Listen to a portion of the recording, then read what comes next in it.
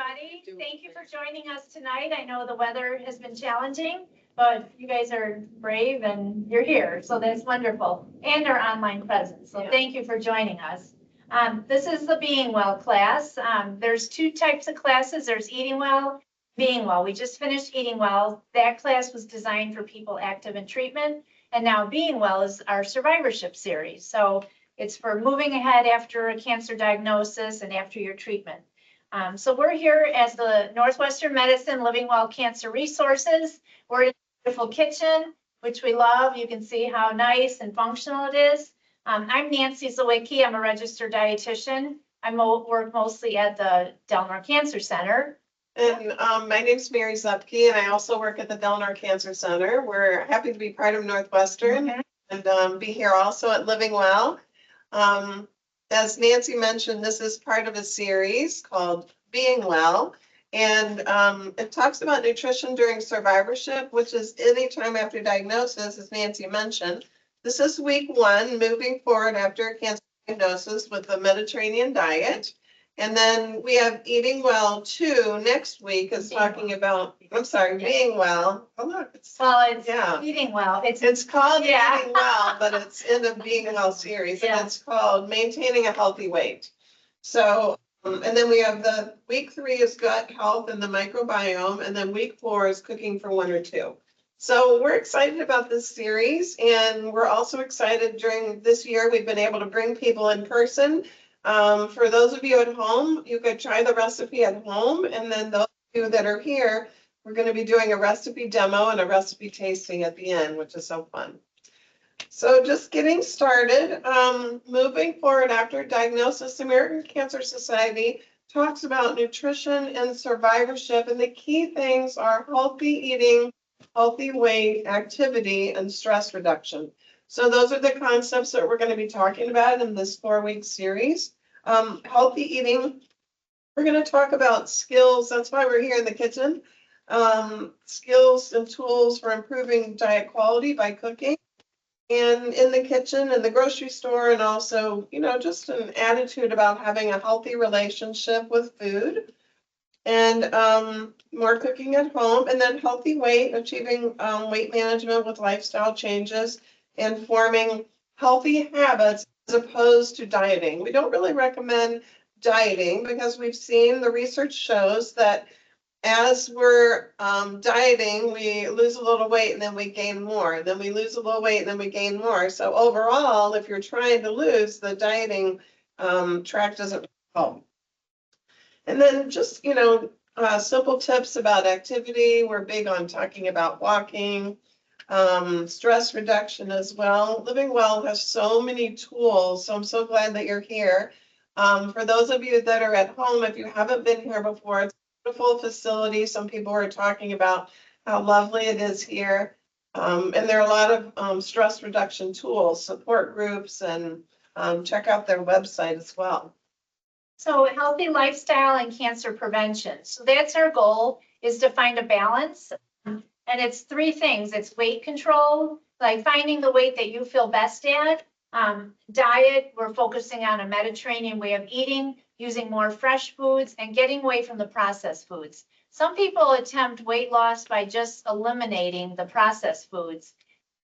Shopping the outer perimeter of the store where you've got your produce, your meats, your fresh meats, your whole grains, and your low-fat dairy. If you kind of follow that, it's good habits. It's up and down the aisles is where you get all the packaged stuff and the process. So that would be something to work towards, is decreasing that. And then having daily physical activity. I know right now with the weather, it's hard to get in a pattern because on good days we try and walk, and then on snowy, slippery days we stay inside. But, there's ways to work around it. People all find what they enjoy and work around. Some people go to like Costco or a Target and kind of walk laps there. It's just depending what you prefer to do. And then what is the Mediterranean diet? So it's a term that used to identify a dietary pattern originating with people who live in the Mediterranean basin. And it's been around for years. But, when you think of it, like Greece and Italy, those are countries that are along the Mediterranean. And if you visited those countries, you can see how they do utilize all the fresh food, they kind of shop daily, and they're walking everywhere. And so they're incorporating these features. And then no one's really seemed to be overweight over there either. So it's good habits that we can mimic over here.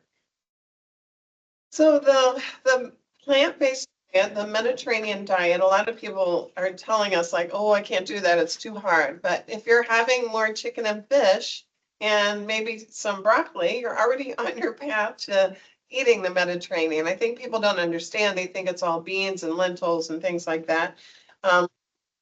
Nancy said that the research has shown that Mediterranean area is where we've seen a lot of people are eating healthy. And so that's why with all these studies over the years, it's recommended by the American Cancer Society and also the American Institute for Cancer Research. And so it does emphasize plant-based foods, more fruits and vegetables, more chicken and fish. Having those plant-based proteins sometimes is a good idea. Lentils and beans is a great idea if you like that.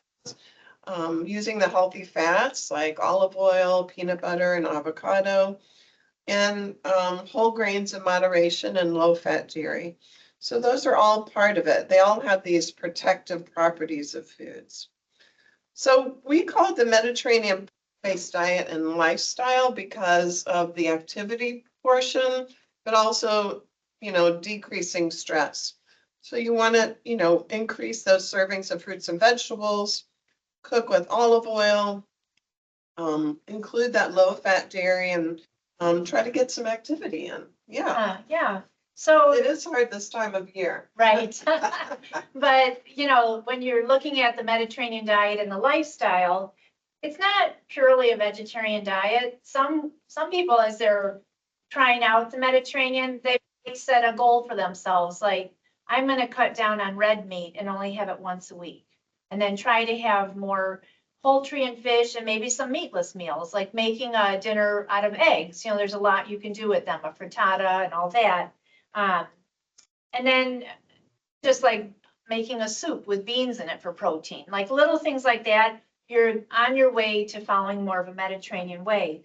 When you picture your plate, like your dinner plate, you want half your plate to be vegetables. So some can be a little starchy, like even a sweet potato or acorn squash, but then add some other vegetables to it too. Some cruciferous ones like the broccoli and cauliflower. And if you're not big on vegetables, you can try different ways of preparing it. We do a lot of roasting vegetables here where you cut up a variety, a little drizzle of olive oil, and then put it in a sheet pan. We put parchment paper in so it's easier cleanup, and then just roast them at 400 degrees for about 15 minutes. You can add turmeric to it if you want for more anti-inflammatory, or we like to use Herb de Provence here or black pepper for the seasoning. But it's a way where people find, oh, these are really good, and start including more vegetables in their diet. You can get protein from beans and nuts, peanut butter, your legumes. So trying different recipes with that. And then using your healthy fats like olive oil is really I use at home and probably Mary too. And then using herbs and spices to give flavor. We have a nice little garden here out back, so we're hoping we'll do it again for the summer. But just going out there, and you can do that at home, kind of start planning for that until we get nice weather. And it's just so great to use those fresh herbs. They have anti-inflammatory properties, but they give really good flavor. And then establishing an exercise routine for yourself. And that's individual. You kind of figure out what works for you. And then lastly is the part I was mentioning, those ultra processed foods, things that come in a package. So Mary and I did a presentation on ultra processed foods in November, and they break it down into 4 categories. So category 1 is your fresh produce, things that are unaltered. Then you've got category 2, it's more like olive oil, flour, sugar, things that you might use in baking or cooking. And category 3 is more like foods that are still healthy have been processed, like they're frozen vegetables or canned, or something's been done to it, but not much has been added to it. It's called processing, cutting stuff and freezing it. But the category 4 is the one that people really should focus on. And that's what this slide shows. That's what you should work on decreasing in your diet. And even if you just did that, you're really doing a really good service to yourself, because that's all the processed foods, all those extra salt and sodium and fat. And that's something that young people too, that's what we were looking at with that presentation, is why are so many young people getting cancer? And they don't know yet, but that was one of the areas, is are they eating too much of that? And you think of now, like young parents are always on the go and carrying snacks for their little ones, and it's kind of what they're pulling out. Like, if you really plan, you could do little carrot sticks or things, but we do live in that go-go society, so we want quick stuff. So that's another way to look at diet and cutting down things in here. Yeah, so choosing fresh fruits and vegetables. This slide kind of shows summer. We're not in summer right now, but having things that are in season can be helpful too. So there's certain things that we might not want to have right now because they're not in season. We know that if they have a long time to take from farm to table, sometimes they can take 15 days of getting it from the farm and then having it processed and taking a truck and then sitting in the grocery store for a little bit.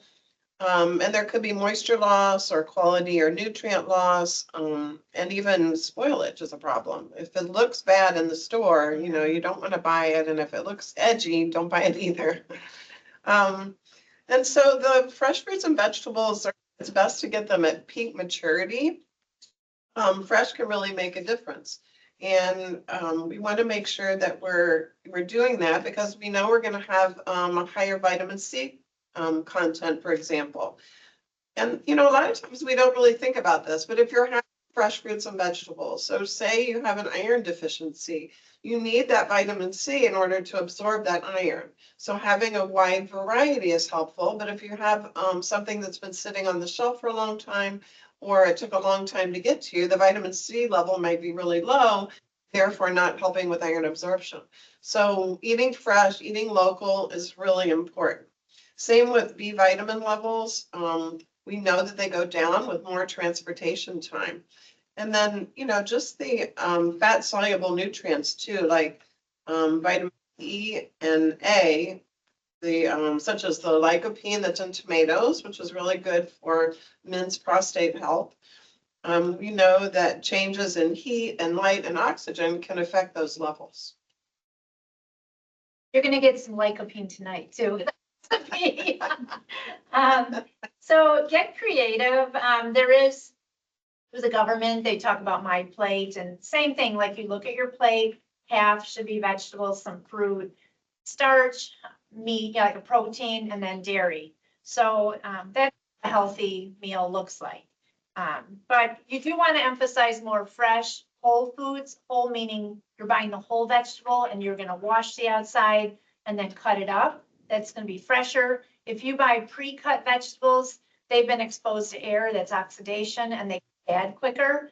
We know food cost is very high right now, so we want to not overbuy and also use up before we buy again. Like just taking a lot of planning. We all do that, it's just smart shopping and smart using of our food. But you also want to eat the color, eat for the rainbow with your fruits and vegetables. So your meals, or even when you're planning meals, look at the color then. What's it going to look like? You don't want all the foods to have a white look to them, like add some color. And then healthy eating, try to incorporate more plant-based proteins. There's some good cookbooks out there. I like cookbooks. I like that Oh She Glows book 1. It's kind of a vegetarian cookbook. We're not saying you have to be vegetarian, but you get some good recipes and you can still add some meat on the side.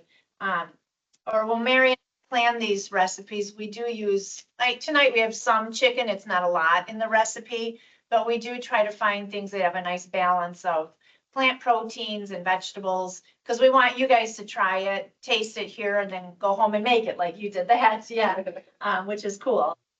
And then there's so many variety of beans. You can get the dried beans if you want, and you can throw them in a slow cooker. It's like 1 quart of water with a bag of beans, like rinse your beans and throw them in there, maybe some chopped onion. You want to add some seasonings and then just put them on low for like 6 hours. They're very inexpensive. It's like $1 or $2 for a bag of beans. And you can get a lot of mileage out of that. Or you can buy the canned beans and try to look for less sodium added. And then you just rinse and drain them and then add them to whatever. And you're gonna get some beans tonight too. But there's so many, and just start trying them. The cannellini beans are soft, they're very bland, easy to work with.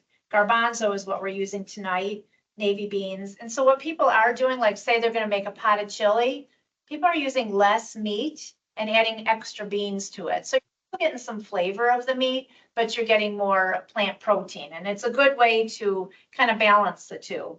And then beans and lentils contain phytochemicals that inhibit cancer. They're high in soluble fiber, so it is helpful with digestion, and they carry iron and magnesium. And really with the soluble fiber, it helps lower cholesterol too. So it's something to work, experiment with, and your repertoire grows. So, yeah. So these are plant-forward eating habits or eating patterns. A lot of these do have cookbooks to go along with them. I kind of like having them all on the page here because it kind of shows you that there's not much of a difference. It's mainly the protein foods.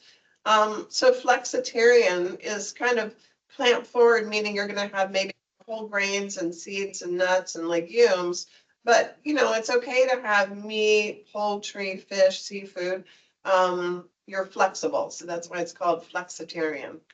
But I like that. It talks about having plant foods, but you still have flexibility if you're going to someone's home or something like that. Pescatarian has the big fish focus, as it says there, fish and seafood, and they do not usually have meat or poultry. And then vegetarian and vegan are definitely more plant forward. And it really depends on the person. Sometimes people aren't really clear what vegetarian means, and they tell us they do have chicken sometimes or things like that. So we try to be flexible and help everyone depending on what the diet plan is. And but it's kind of nice to know that there is a wide variety. And if you want, there are websites and cookbooks in each of these different categories. So you don't have to pick one tonight to identify yourself. It's not your homework.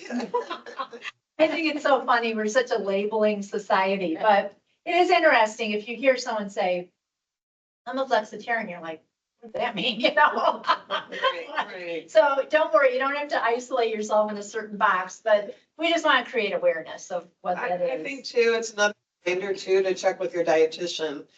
There may be certain things that you need in your diet that you aren't getting. And we here at Living Well, if you're not part of Northwestern Medicine, you can circle back with Living Well and send them questions, and they do farm them out, usually to Nancy and I, but we're happy to help with those questions too. So we don't mind. Just kind of keep us posted. And then healthy eating using fats and oils. We do talk a lot about healthy fats. They do include olive oil, canola oil, nuts and nut butters, seeds, avocados. Getting omega-3s from fish is a good idea too. And then, just choosing less frequently those other saturated fats that are not part of the Mediterranean diet. So really, we talk a lot about just using olive oil for almost everything. Some people are occasionally using butter for baking or something like that. Occasional treats are okay. We have a lot of people that ask us, like, should I eliminate everything? We really don't recommend that. We do recommend staying away from processed foods. And if you're cooking those treats, it might be healthier for you. But we do say that everything is okay in moderation. I had one patient ask me, he was a diabetic, he was like, I wish I could just have Oreo. And I said, 1 or 2 Oreos are okay, but we don't want to have those, the whole row of Oreos. Yeah. That's when we get into trouble. Or So like a hot dog. You go to a ball game, go ahead and have a hot dog, but it wouldn't be something you're going to have every week. It's just pick it and choose. yeah. We want you to enjoy food still. So, Yeah. so, sometimes it's good to train your eyes, like what a portion is. So if you are, well, sometimes people who are diabetes should be more aware of portion size, but like I really like cheese now, like the low fat. So I might want to look on the label and say, what is a serving? And then see what the calories are. And then maybe we should just measure it out just to see what that portion is. You don't have to follow that portion. If you want a bigger serving, you can do double it, but just so you know, you can get an idea what a half a cup looks like.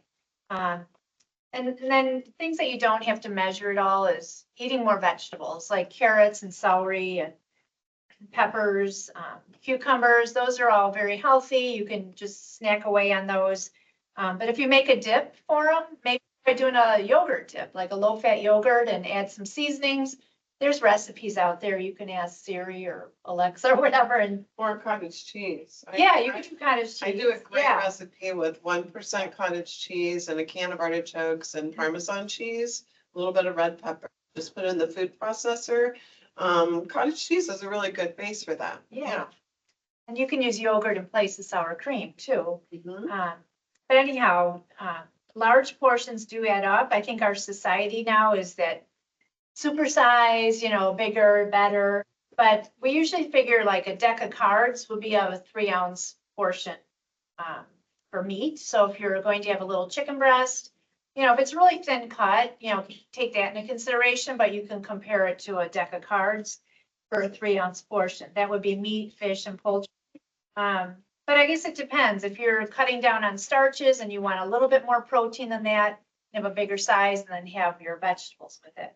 We want you to still enjoy food. We're not here to be like negating it.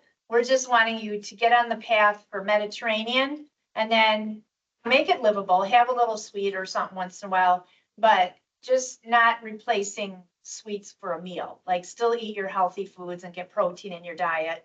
Yeah. And I know Mary and I both use butter in baking, but we don't eat the whole batch. It's like for baking and the recipe calls for butter, but Small amount. yeah. But for cooking, we use our olive oil. And you have to be careful on how much. You're not just gonna be lathering it with olive oil. It is still calories. So just a light and then toss the vegetables together. You don't want it dripping with olive oil. So speaking of cookies. So what is a healthy weight? A healthy weight looks different for everyone, and that's why we do recommend that you talk with your dietitian. There's a lot of stigmas about weight, a lot of questions, and some people are thinking they should be back to their high school weight. Usually we wouldn't recommend that. And also, the research is showing, as I mentioned before, about how we're doing. If there's dieting, it's more of a yo-yo effect, but it keeps increasing. Because if you just start making those healthier choices and increasing activity, that it can help. A healthy weight depends on gender, height, age, and body composition. So having larger bones or being a taller, big person does make a big difference. And your BMI, which is body mass index, is a guide that can help you. But again, BMI is a number, and a lot of times I tell people you weren't part of those statistics when they were doing this research. So everyone's a little different. So when you talk about your BMI, you want to kind of look at the healthy range for adults 18 plus is 18.5 to 24.9. And then for adults 65 plus, it's 22 to 24. So you can already see that they're, relaxing a little bit and giving a little bit higher number as we mature. A lot of times we see weight loss in 70s and 80s, and then, we're losing a lot of lean body mass. They need a few extra calories later in life. So it's a good idea just to kind of talk with your dietitian and your doctor about what a healthy weight means for you. Sometimes, depending on what your treatment was, or if you're a breast cancer survivor and you have to take the estrogen blockers, those often have a side effect of weight gain. And so you should have a scale, and a couple times a week, just step on it, same time, before you take your shower, just to keep tabs on it. And if you do find, and say you're just trying to maintain, if you found that you gained a couple pounds, and to cut back a little. So it's just keeping tabs. You don't want to just, eat and do whatever you want and then check weeks later, I'm like, what, so it's balance, but I agree, you don't want to get down to being real skinny minis, because as we get older, you don't want the frailty, or you need, in case you get sick, you need just a little buffer, to, in case, you do lose weight from a sickness. So, I know I don't want to go back to my high school weight. I was pretty skinny. So, but anyhow, obesity does increase possible cancer risk for many types of cancer.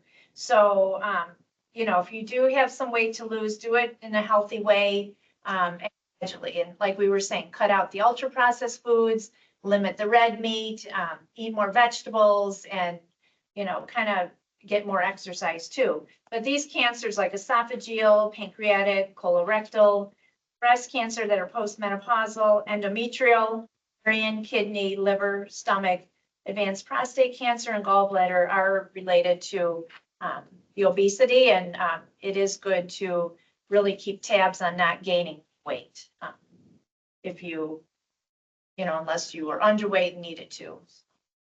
Yeah, so again, just another reminder to ask a dietitian, to talk with them about healthy weight.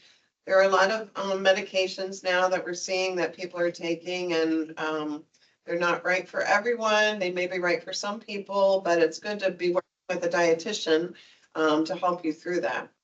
Food, exercise, and calories are all connected because we need food to keep our bodies going, and we need calories. So sometimes we have patients that come in and they say, I'm going to stick to under 1,000 calories or something like that, and then they're not getting the nutrition they need. We know once we're maturing over age 65 that we need about 1.5 times more protein than we thought we needed before to hold on to that lean body mass. So we do need to make sure that we're getting protein throughout the day. To lose weight, it's usually recommended to eat less calories or increase activity. And, I like what Nancy said about just kind of monitoring portions. When we're going out to eat, the portions are very big. So we're going to divide it up and just say, I'm going to have that for lunch tomorrow. Yeah. And then to gain weight, we really recommend that you increase your calories and especially your protein, and then just kind of be monitoring that. And the next slide talks about setting goals, and we are able to meet with people that are part of the Cancer Center and help them do that. But we could do that over the phone for those that call Living Well as well. And setting goals is really a great idea. You can start small. These kind of serve as a guide to help make decisions. They help improve your self-image as well. Like if you're reaching those goals, no matter how small they are, it does give you the confidence. You're able to say, okay, I'm walking for 5 or 10 minutes, and maybe tomorrow or next week I'll do it for 15. So it does give you that kind of confidence, which is helpful. It helps you set priorities and make you aware of your strengths, and also give you a path to follow, which is really helpful. So, so dietitians can help you develop that kind of plan. Right, and then there are some resources out there. I know MyFitnessPal is very popular. It's an app that you can use on your phone. I'm not big into that stuff, so good luck. No, I'm kidding. But it is another thing you can do. But I really believe the physical activity, like I'm just waiting for more consistent weather. For now, I might park farther away so I can walk to a store and then walk farther to the next one. Just looking for those opportunities. I know we're at the Cancer Center. There's a lot of walking there, and I try to take the longer route just to get extra activity when the weather's bad. But that's something I like to do, is get my walk in the morning, and then your day's started. Or sometimes at lunch, we'll take a couple loops around the Cancer Center. So find what works for you. And if you're still recovering from whatever treatment you had, you got to listen to your own body and, do what's right for you. And some people might walk maybe a half hour, and then later in the day, do it again. I try to go an hour, like that's my goal, to do it a day. You can get those we call those things that you can track your, that, you know, steps. That's a good thing too. So there are a lot of things out there that you could try, but kind of know yourself, what works for you. Yeah. Yeah, watch the times. Yeah, so I like to do jazzercise. I don't know if anybody else is into like music like that, but the music really motivates. And I noticed during COVID that when I was at home doing it and they were online, after I got a little tired, I was like, that's probably good enough. So, so it helps me to go in person. It motivates me, like if everybody else is doing it, I better get in there and do it. So, Well, speaking of music, I do put my phone on Pandora and stick it in my pocket, and then I let it play while I do my walk. And I find I do my best thinking when I'm walking. You can really, you know, it just takes your mind, and I like the nature I see along the way, and especially now with spring on those nice days, kind of feel like the world's waking up again, you know, and so that's fun. So you know yourself and you find what works for you. so activity does have cognitive benefits as well. Physical activity can really help improve your brain health. We know it can make a difference for the microbiome too, that we'll be talking about in the third class. And also it helps reduce your risk of depression and anxiety and help you sleep better, which is always helps me. So how much? So usually we go by the recommended dietary the dietary guidelines, and that would be 30 minutes for 5 days a week or 150 minutes per week. And then adding in some stretching 2 days a week and some strength training 2 days a week. I've recently started to work with a trainer just to get me doing more strength training because I feel like I don't have as much strength as I did before.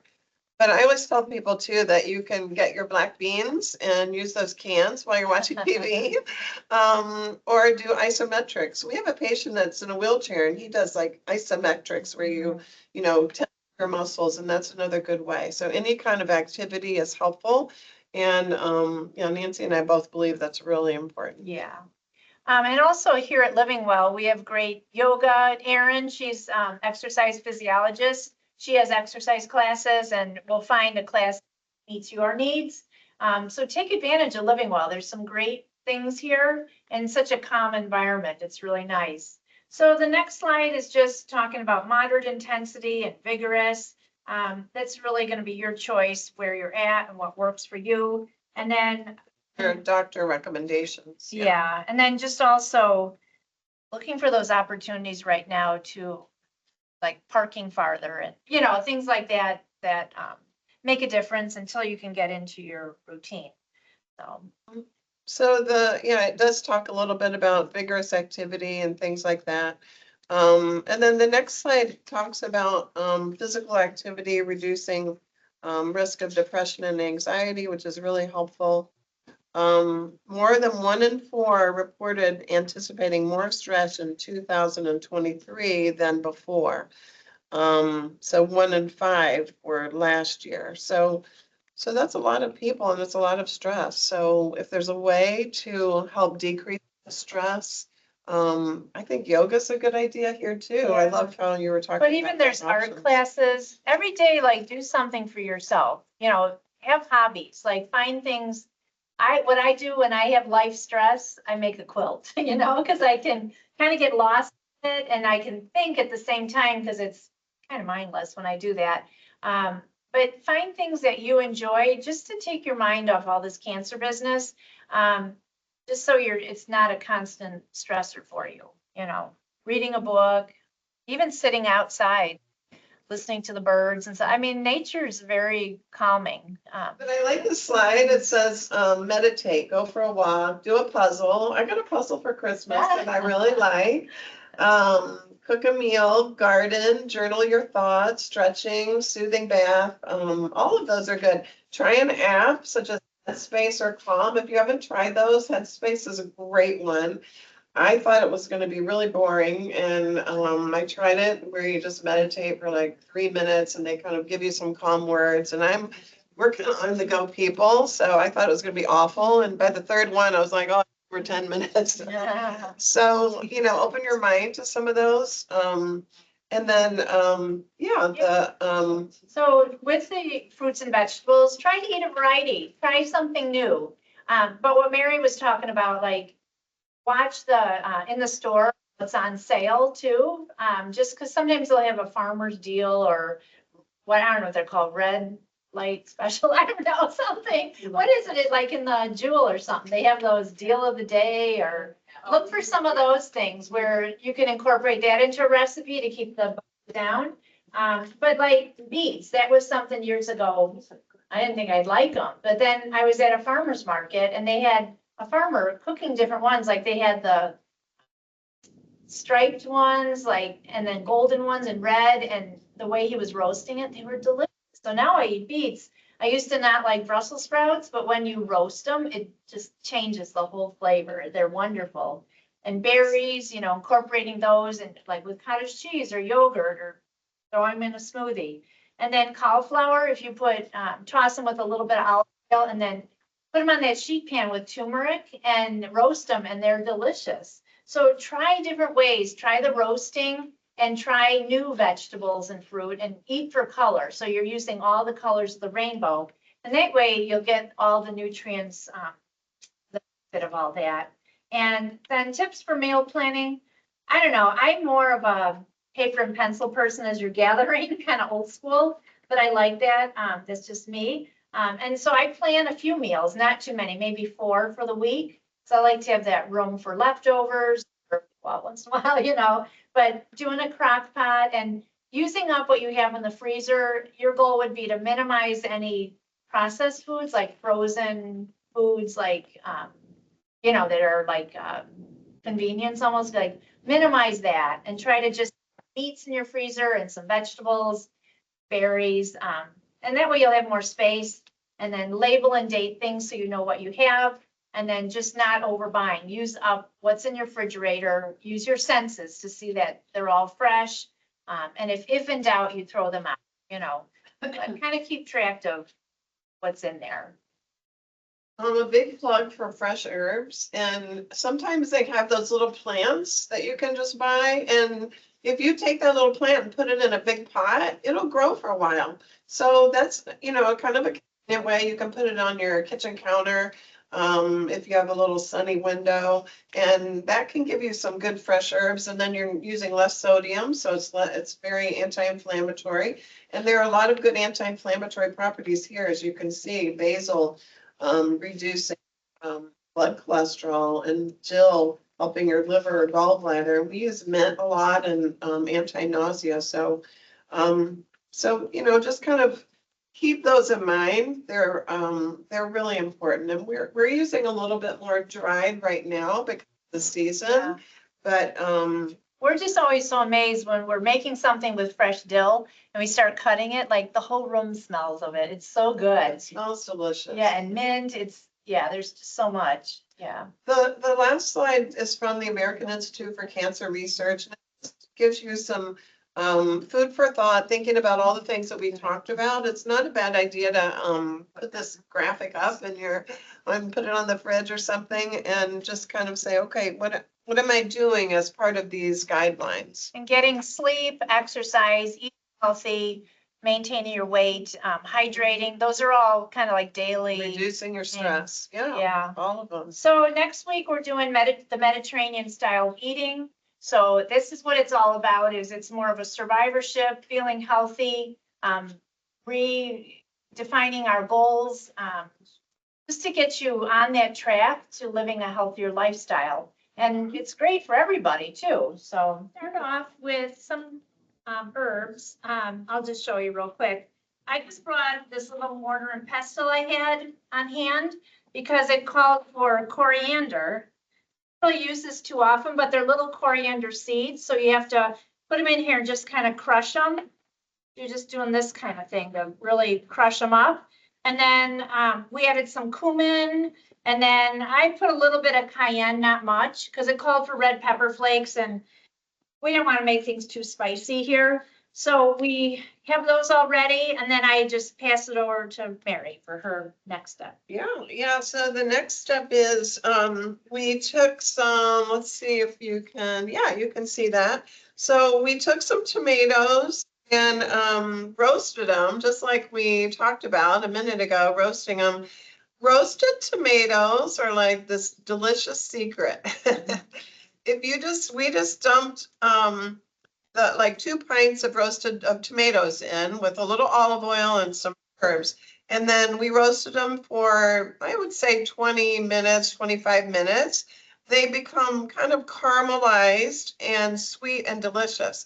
So we're using them in our recipe today, but you can use them just by themselves on pasta. I have a great bruschetta recipe where you do ricotta and use these roasted tomatoes with a little bit of balsamic. Delicious. So this is a great way to use tomatoes. There's whole pieces of garlic in here too. So I do that too. I'll do a little olive oil. I put those grape tomatoes in there, the chunks of garlic, and just roast them. And then I might boil some whole wheat pasta. I sometimes throw zucchini in there too. And then after the pasta's cooked, I just pour the whole mixture with the juices in it. And it's delicious that way. And you could top it with a little Parmesan. So you don't always have to open a jar of sauce. It's really good. Because of the garlic, that's why the whole cancer center smells so good. Yeah. And smells really delicious. So then the next step was we had a 1 pound package of chicken breast. And I know you can just saute them whole, but I just decided to cut them up into 1-inch pieces. And I just sauteed it, a little bit of olive oil with black pepper in a saute pan. So this is what 1 pound looks like, what I got from it. But again, you don't want to have a whole ton of chicken in there. You want to have, we're using beans to add some protein. So now the next step was we added a can of, that was rinsed and drained, of the garbanzo beans, and then added it to this tomato mixture, put it back in the oven, let it roast some more. And now we're to the next step. Yeah, so then if you aren't familiar with farro, it's another grain that you can use, a whole grain, which has increased fiber. It has about 6 grams of fiber per half cup. And when you compare that to white rice has about 2 grams. So it's definitely higher in fiber, which is amazing. If you're trying to manage weight, that helps keep you fuller longer, which is really helpful. And then to this farro, we're going to add some green onions. And I save the tops of these green onions for a little garnish. I always want things to kind of look good. And then we're going to add a little bit of pepper. It says a pinch, but we did a little bit more because we've doubled it. We don't really use salt in cooking, so that's why we go over on the garlic and the pepper to give that flavor. Did you talk about did you use herb de Provence? No, I'm gonna use it for my for your next one. Okay. And then we're gonna add a little bit of vinegar. That's gonna give it a little bit of a punch because it's got a little bit of acid to it, and you kind of want to have a bit of acid in your dish. My husband was cooking the other day and he added, he was sauteing some vegetables and he added a tablespoon of vinegar and it was delicious. It really gave them, kind of elevated them as far as the whole flavor of the vegetable, which was really good tip. All right, well, while Mary does that, I'm going to make a little vinaigrette. So you don't have to be buying salad dressing. We want less processed, less, a whole bunch of ingredients. So we like to use a little Dijon mustard, just squirt it in there. And then I like to use more vinegar than olive oil. So I'm just going to pour it in, probably, I would guess probably like a quarter of a cup, maybe a little more. And then I just add some olive oil. Just gonna pour it in, not much. And then you can add like some herb de Provence, which doesn't have salt in it, but it gives some flavor. And then I might even add a little black pepper. So herb de Provence is a great herb. It doesn't have salt. It's like Italian seasoning, but it also has lavender. So it provides a lot of flavor without having sodium. So it's very anti-inflammatory. We use this a lot, so you may hear about it again and see it in our recipes on Living Well. You don't have to have all these Website. single seasonings. This is mixed up for you, and without it having that salt, you can use it generously in your dishes. So this is it. It's just a little vinaigrette that we're going to add for a little flavor. I might just add a little bit more of the red wine vinegar. See? All right, so now we will assemble this.